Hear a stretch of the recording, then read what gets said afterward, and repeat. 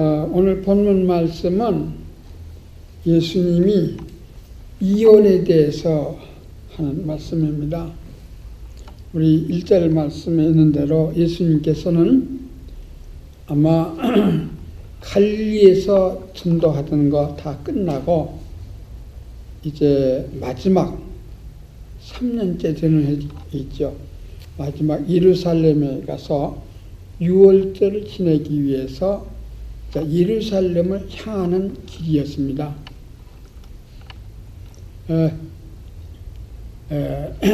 예수님이 유월절, 마지막 유월절을 지내기 위해서 예루살렘을 가는데 요단강을 건너갔다 하는 거 보니까 베리아 지방으로 간 것 같습니다.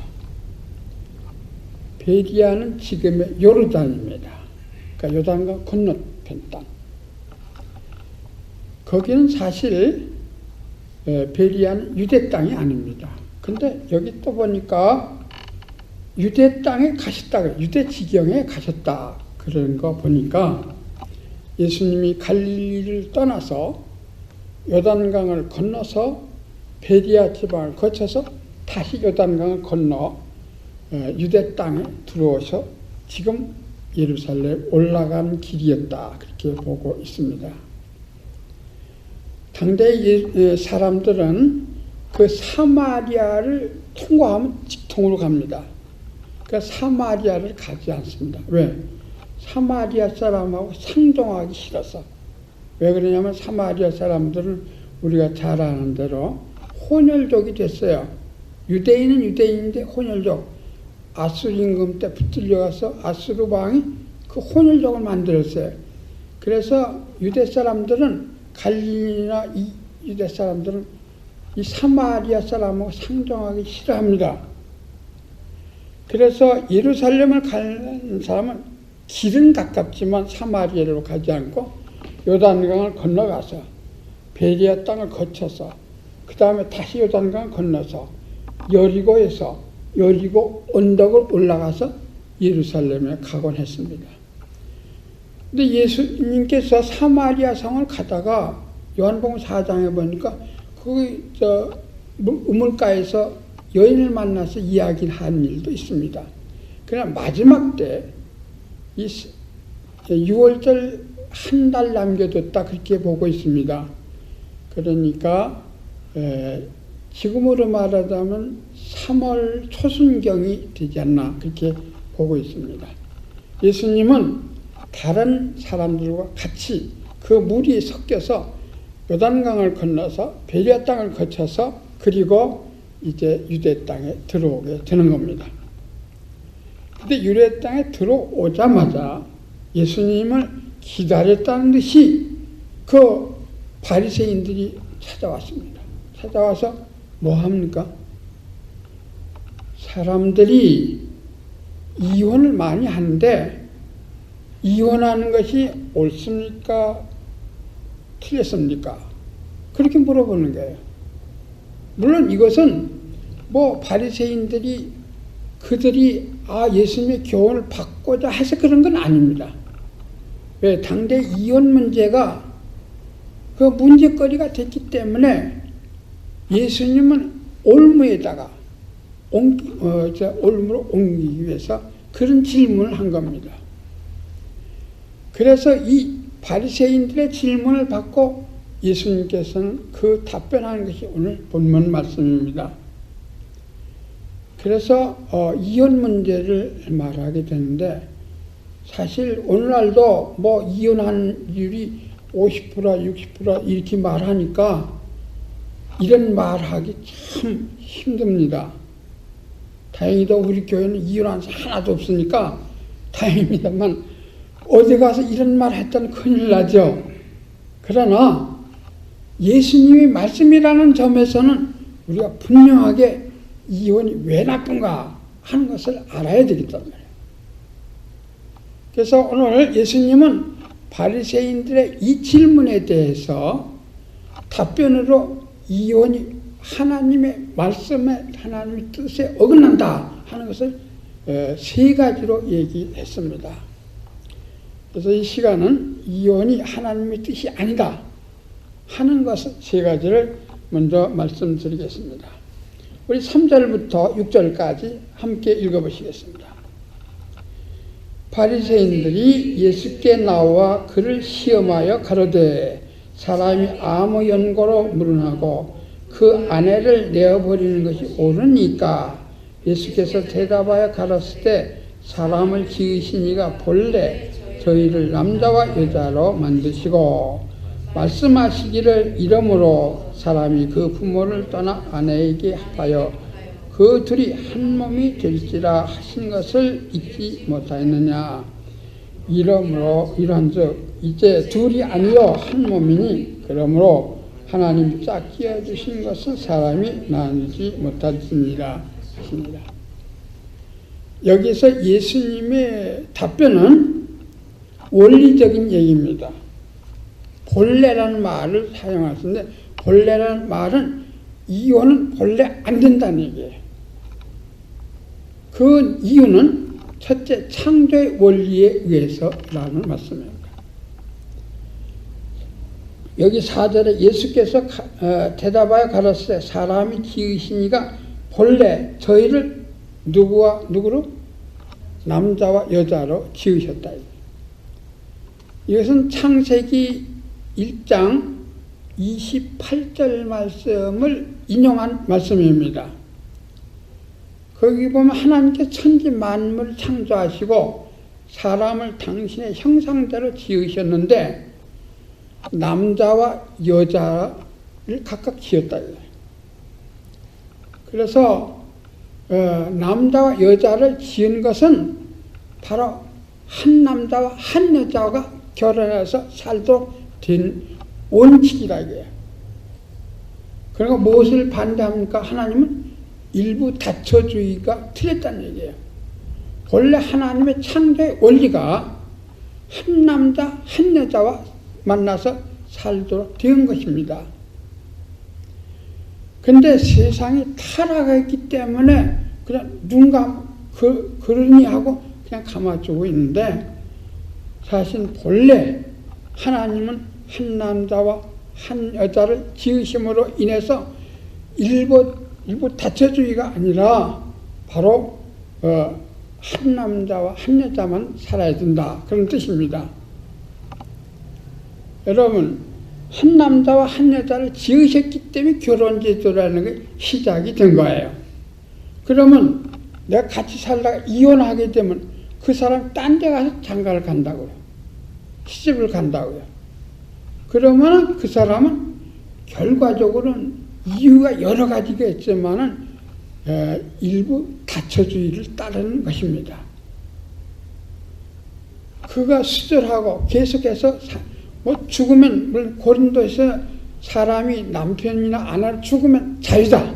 그때는 시집 가도 되고 장가 된다. 그렇게 말씀하셨어요.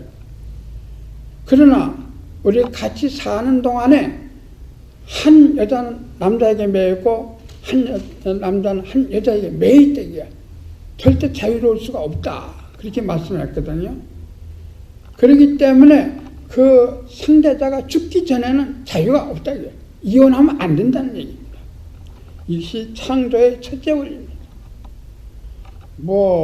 요새 마음의 특교에서는 일부 다처주의를 주장하고 여러 가지 몰몬계에서도 일부 다처주의를 주장하고 하지만은 창조의 본래 뜻은 한 남자 한 여자를 지으셔 한 남자와 한 여자 만나도록 되어 있다. 그래서 이혼하고 다른 남자와 결혼하는 것은 그것은 바로 간음하는 것이다.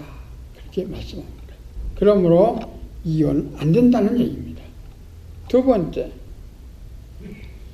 그 다음에 보면 예수님께서 말씀하시기를 이러므로 사람이 부모를 떠나서 아내에게 합하여 그 둘이 한 몸은 될지니라. 이 말씀은 어디 있는 말씀입니까? 창세기 2장 맨 끝에 있죠? 2장 28절인가요? 그 맨 끝에 있는 말씀이에요. 하나님이 아담과 하와를 짝을 지어주고 주례사로 하신 말씀이 없네. 너는 어머니 아버지를 떠나서 한 몸이 되었으니 이제는 한 몸이라 그랬어요. 여러분, 왜 이혼을 할 수 없느냐? 둘이 합해서 한 몸이 됐기 때문에 한 몸이 되는데 다시 나눌 수 없다는 얘기예요. 그러므로 이혼은 하나님의 뜻이 아니고 죄가 된다. 그런 말씀입니다.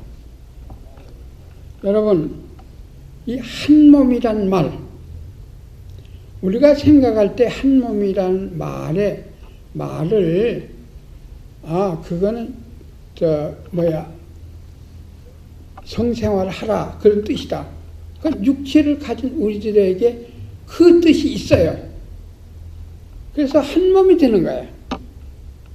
그러나 여러분, 한 몸이 된다는 그 의미는 굉장히 비밀한 말이다. 바울은 그렇게 말했습니다. 우리 고린도 예배서 5장 말씀. 예배서 5장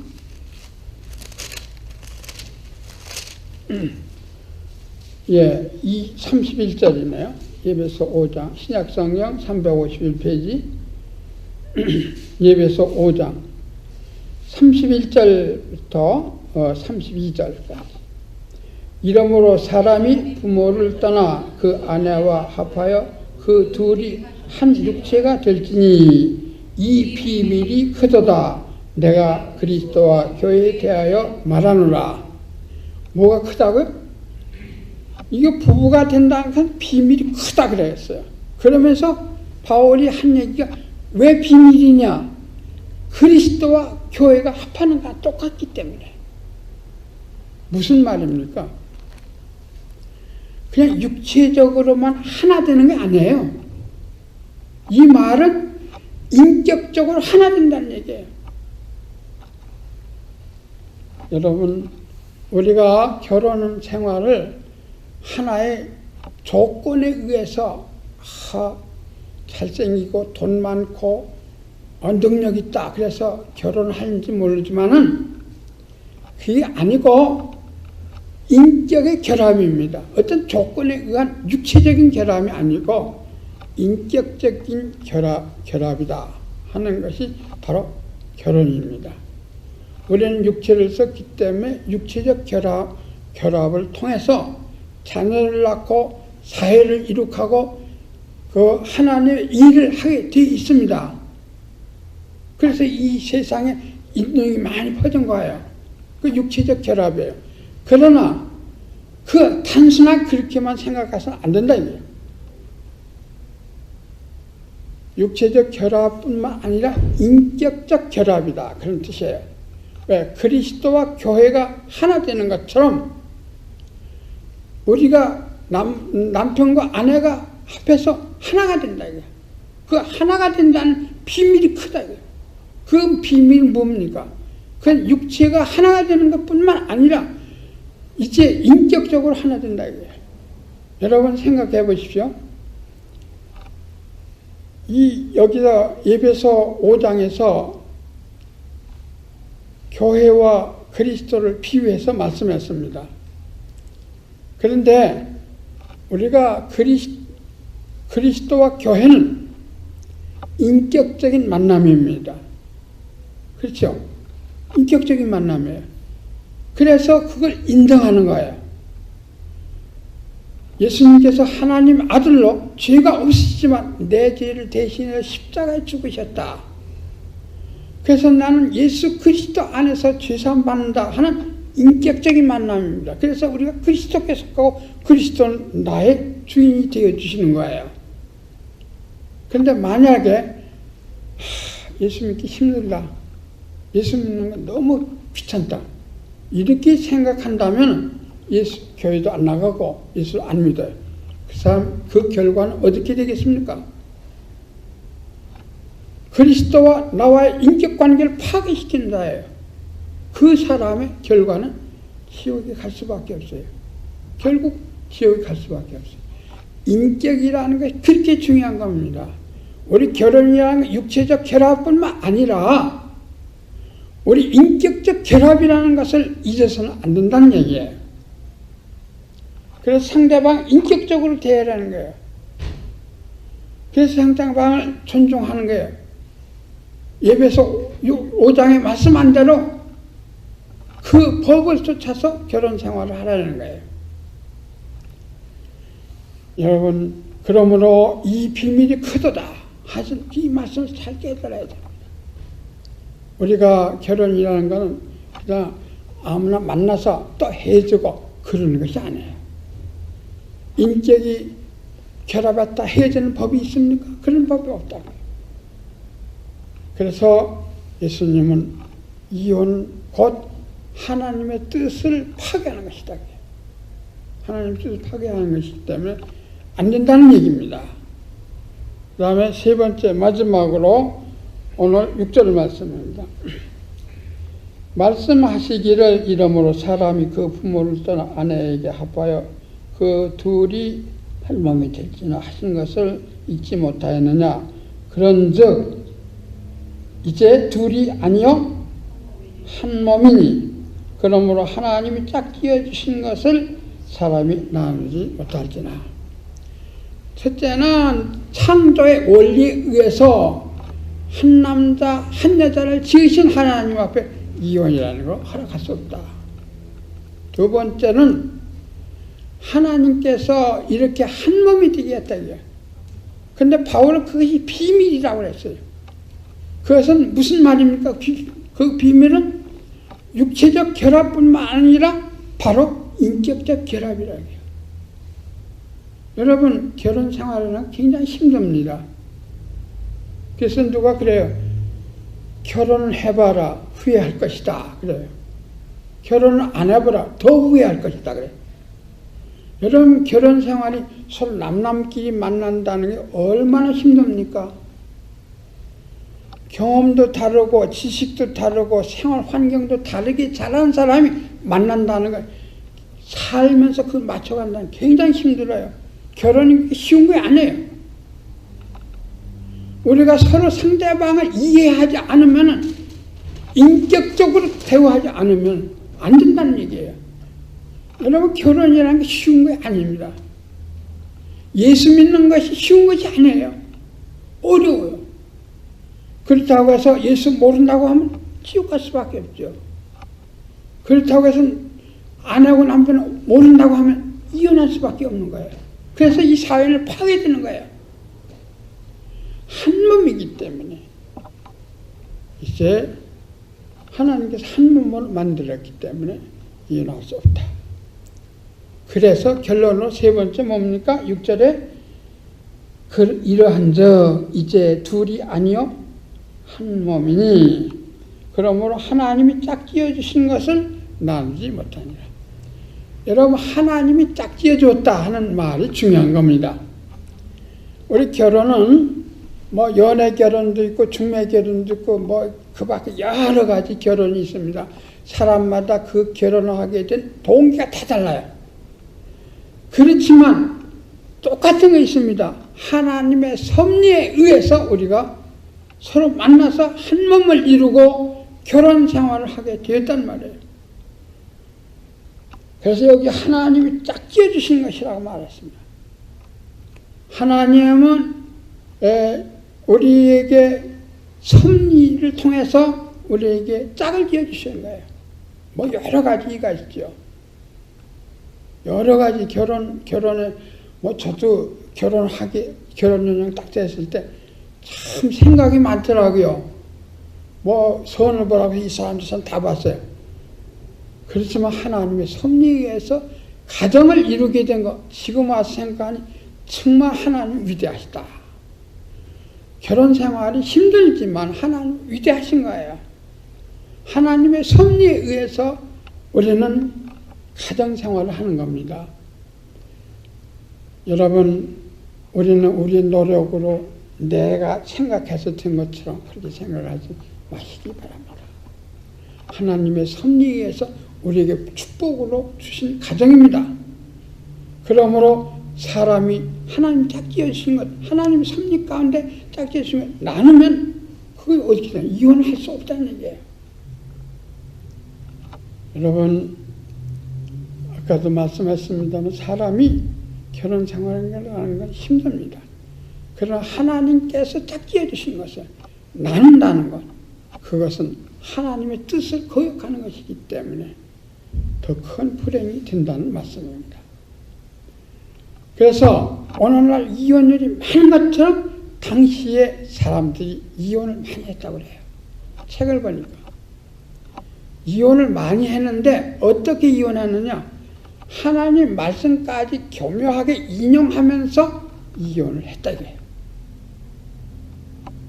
그래서 두 번째로, 오늘 두 번째, 바리새인들이 다시 물어보는 겁니다. 7절에 다 같이 여짜오되 그러면 어찌하여 모세는 이혼증서를 주어서 내어라 명하나이까? 예수께서 가라사대 모세가 너의 마음에 완악함을 인하여 아내 내어버리며 허락하였거니와 본래는 그렇지 아니하니라. 여러분,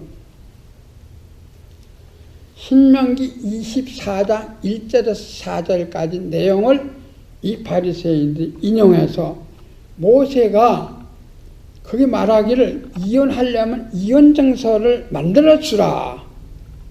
그걸 보니까 모세 당시에도 많은 사람들이 이혼했던 거예요. 이혼했는데 여러 가지 핑계를 대고 이혼을 했기 때문에 할 수 없어서 현실에 그들을 조금이라도 건지기 위해서 할 수 없어서 그러려면은 이혼 증서라도 써서 줘라 그런 뜻이에요. 그래서 왜 이혼을 하는지 그 이유를 써가지고 이혼 증서를 줘서 이혼하라. 요 말을 인용하는 겁니다. 바리새인들. 이 말을 모세는 이혼 증서를 써서 싫으면 이혼해서 살라고 하지 않았느냐 그렇게 말을 하는 거예요. 여러분, 진리는 절대적인 것이 있고 상대적인 것이 있습니다. 절대적이라는 것은 완전한 하나님의 말씀만 절대적입니다. 그런데 이 하나님의 말씀을 전하는 바로 이 선지자들도 어떤 면에서 절대적이라고 할 수 없고 상대적인 겁니다. 그런 의미에서 모세의 율법도 상대적입니다. 상대적이라는 말은 상황이 그렇지 않다 이거예요. 어느 정도 봐줘야 할 입장이 있다 이거예요. 여러분, 바울은 한 번도 노예제도에 대해서 얘기를 안 했어요. 그런데 오히려 종들은 주인에게 복종하라 그렇게 말했거든요. 그러면 바울이 노예제도를 바로 찬성한 사람입니까? 이 모세가 그러면은 이혼을 찬성한 사람입니까? 아니라고요. 상황이 그렇다고요. 상황이 그러니까 이것을 더 이상 파괴되지 안 하기 위해서 그렇게 하는 것입니다. 그래서 예수님은 뭐라고 말씀합니까? 예수께서 가라사대 모세가 너의 마음에 완악함을 인하여 아내 내어버리면 허락하였거니와 본래는 그렇지 아니하니라.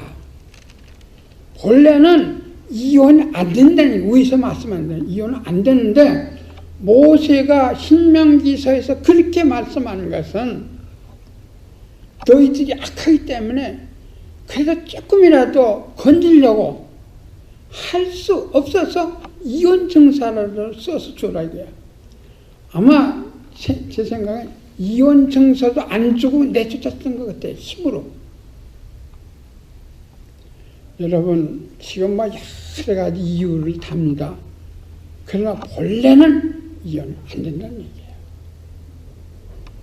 여러분, 이 이야기를 옆에서 가만히 듣던 제자들의 질문이 그다음부터 나옵니다.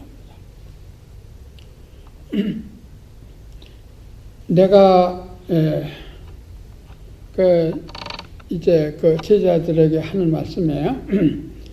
9절부터 10절까지 내가 너희에게 말하노니 누구든지 음행하는 것 외에 아내를 내어버리고 다른 데 장가드는 자는 간음함이니라. 제자들이 가라되 만일 사람이 아내에게 이같이 할진대 장가들지 않는 것이 좋습니다. 자, 근데 하나님 앞에서 한 가지 조건은 있다. 그 바울도 고린도전서 7장에서 말씀했습니다. 이혼 조건은 뭐냐면은 음행하면, 상대방이 간음하였으면 그것이 이혼 조건이 될 수 있다. 그런 얘기예요. 그렇다면은 이 간음하는 것이 얼마나 원칙적으로 하나님은 절대적으로 범하는 안 된다는 얘기예요. 음행이라는 것이 그렇게 무서운 것이라는 얘기입니다. 절대 하나님은 용납하지 않는다는 얘기예요. 여러분, 영적인 음행은 뭡니까? 우상 섬기는 거죠? 우상은 뭐 여러 가지예요. 나무도 우상이지만 돈도 우상이 되고 명예도 우상이고 다 우상이에요. 그런데 하나님을 사랑하는 걸 버리고, 하나님 주인 아니에요? 하나님을 버리고 다른 거 우상을 섬기는 것은 하나님 허락하지 않았다. 왜? 그것이 죽는 길이기 때문에. 그것이 죽는 거예요. 하나님을 떠나면 죽는 거 아니에요. 마찬가지로 사람이 두 주인을 못 섬기는 거예요. 다시 말하면 간음이 그렇게 엄하게 다뤘단 말이에요. 간음하는 것이. 그래서 간음을 하면은 이혼 조건이 된다. 그렇게 말하는데, 여러분, 이것은 이혼을 하지 말라는 말이에요. 그리고 간음도 하지 말라는 말입니다. 그러니까 위에서 말한 하나님의 원칙을 쫓아 상대의 원리가 그렇고 하나님이 짝 지어주신 것은 나누면 안 된다. 이게. 그런 원리에 의해서 이제 간음한 사람은 이 모든 걸 파괴한 사람은 그러면은 이혼해도 된다. 그런 뜻이에요. 물론 바울은 상대방이 예수를 믿는데 예수 믿는 거 싫어가지고서는 이혼하기를 원한다. 그러면 허락하라 그랬어요. 그런 때에도 허락하라. 종교 때문에, 그 영적인 간음입니다. 종교 때문에 이혼하기를 원한다. 그러나 극한 상황에서 그런 것이지 사실 이혼은 안 되는 겁니다. 그러나 여기서 예수님이 말씀한 거는 그만큼 음행하는 것이 큰 원리적으로 죄라는 거예요. 그러나 이 모든 죄는 한 번에 없앨 수 있어요. 어떻게? 회개함으로. 예수 그리스도가 내 죄를 위해 죽으셨기 때문에 한 번에 없앨 수 있는 거예요. 우리가 그냥 육체적으로만 죄를 간음을 행하는 거 아니라고 했잖아요. 마태복음 5장에 마음에 품은 것도 죄라고 그랬어요. 그런 이유로 우리가 죄 없는 사람 하나도 없고 죽을 때까지 이 몸이 저 흙 속에 들어갈 때까지 죄 안 짓는 사람 없어요. 그렇지만 한 번에 없애는 방법은 뭐냐? 예수 그리스도 아니면 죄를 없앨 수가 없어요. 예수님은 하나님이고 우리 대신 죽으셨기 때문에. 그러므로 예수님을 사랑하지 않을 수가 없는 거예요. 그리고 세상에서 제일 큰 죄는 하나님을 버리는 것, 우상 섬기는 것이고 남편을 버리고 간음하는 거예요. 왜 간음이 그렇게 큰 죄가 되느냐? 바로 우상 섬기는 거나 마찬가지이기 때문에 하나님 원칙적으로 안 된다는 얘기예요. 그래서 이혼의 조건까지 내걸은 겁니다. 그러나 이 모든 것은 극한 상황에서 하는 얘기지, 누구죠? 고멜을 데리고 살려다.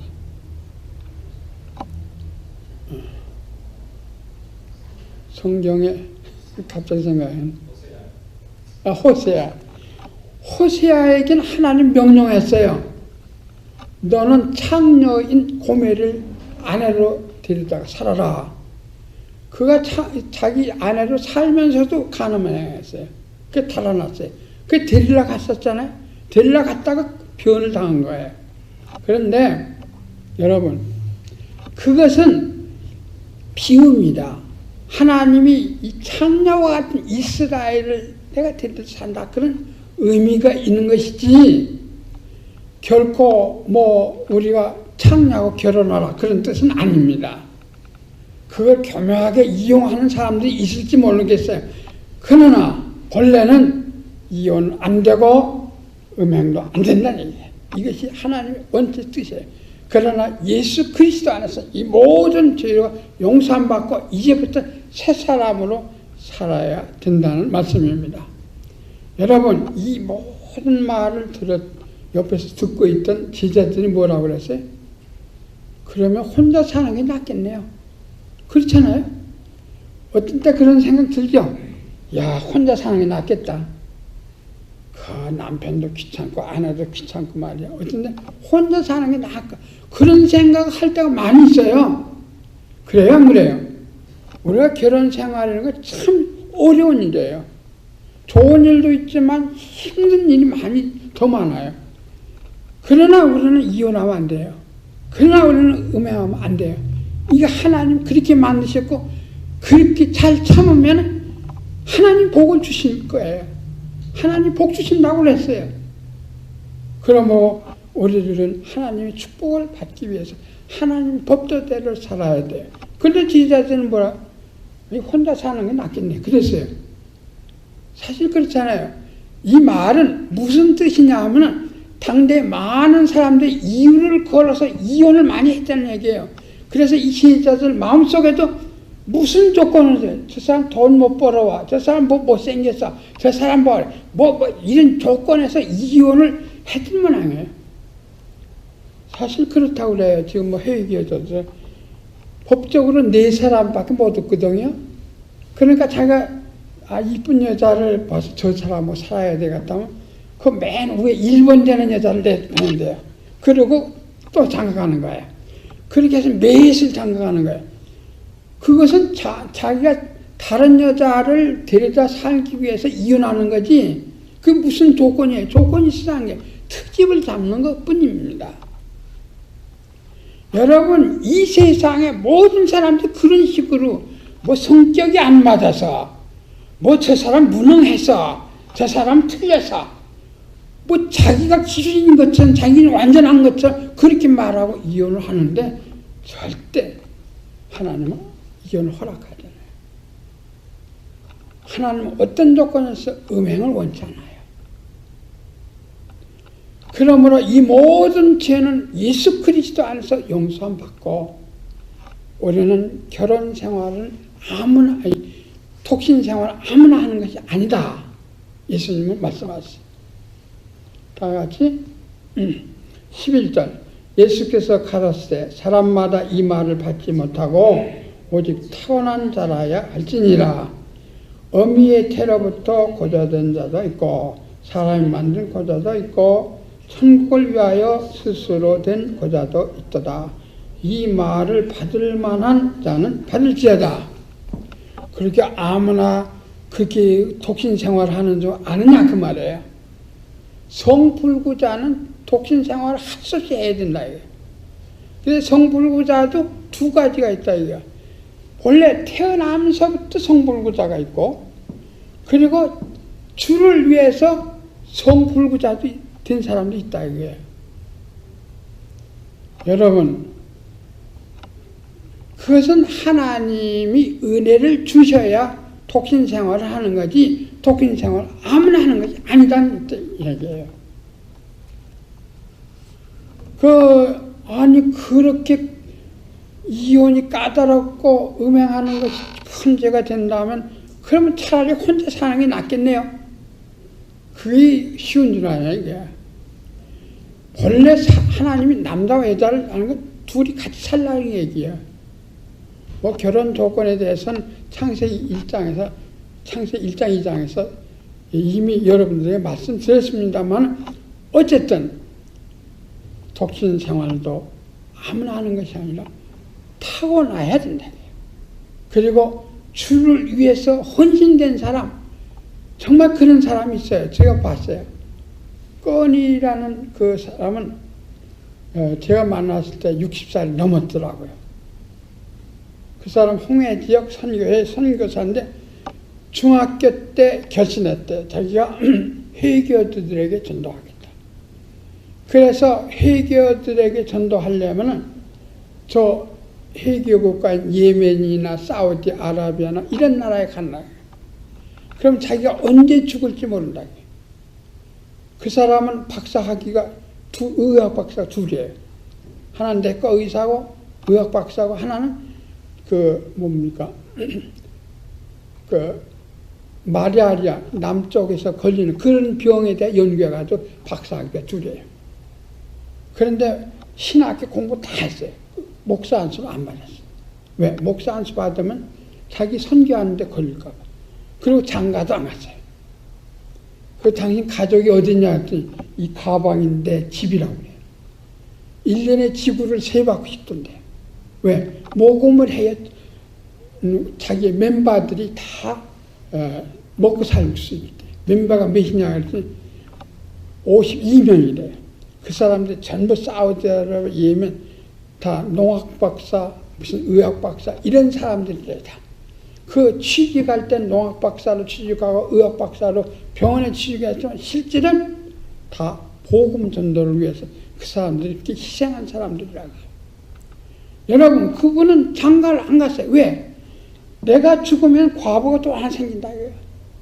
언제 죽을지 모르는데 생명을 내가 있기 때문에 장가 안 간 사람이에요. 이것은 주를 위해서 정말 그 사람은 고자된 사람이에요. 성불자처럼 사는 사람이에요. 그래서 지금도 바울과 같은 사람이 있구나. 저는 그분 만나서 한 4년 동안 교제를 했습니다. 그러나 너무너무나 존경스러운 분이에요.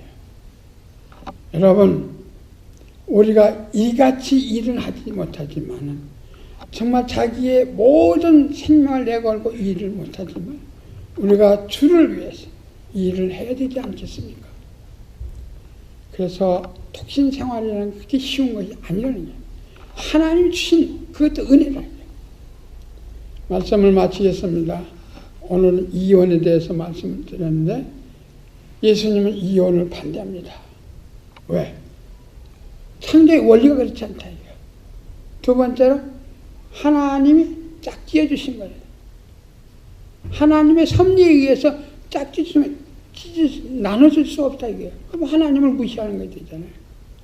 그래서 세 번째로 하나님이 섭리에 의해서 결혼한 사람은 절대로 나눌 수 없다. 여러분 이 세상이 지금 이렇게 막 이혼율이 많은 것은 하나의 음란한 음행 가운데 하나입니다.